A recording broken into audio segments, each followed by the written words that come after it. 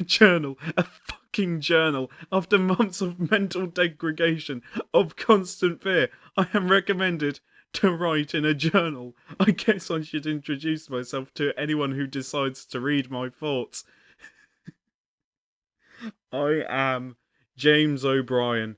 I am not.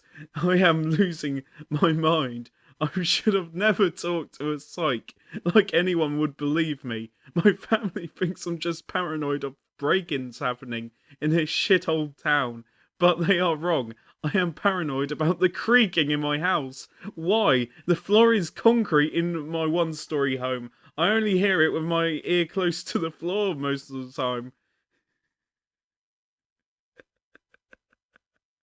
Worst of all, near my door, I have seen its shadow from the moonlight shining in the hall window. I, I could only see what I thought was very skinny legs, its movements jagged and wobbly as it moved away from my door, the creaking growing distant. One night, I decided to set my phone to record motion with some shady app I found online. I set it up at the end of the hall, hoping to see whatever it was. I could have just hid in the hall closet. I got no sleep anyway. But the lack of understanding of what I was hearing led to unfathomable fear.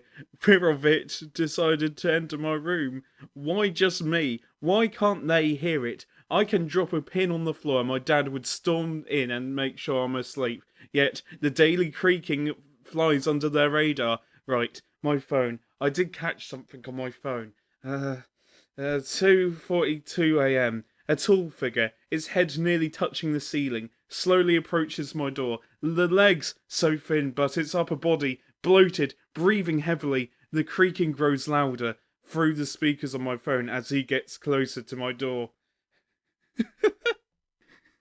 Like, I can, I can only make out his shape because of the darkness. I couldn't leave a light on. My family thinks I'm just insane and paranoid. They aren't very helpful when it comes to fighting my fears. In its hands pressed up against the ceiling as it approached my door. I think I think it was keeping its balance that way. One thing I noticed just now, rewatching this video as I write out my pointless journal entry, is that one in the attic doors in my room, while the other is at the entry of the hallway. When it left its hands pushing into the ceiling, it pushed the door up by mistake. Surprised. It looked up to a pitch black attic.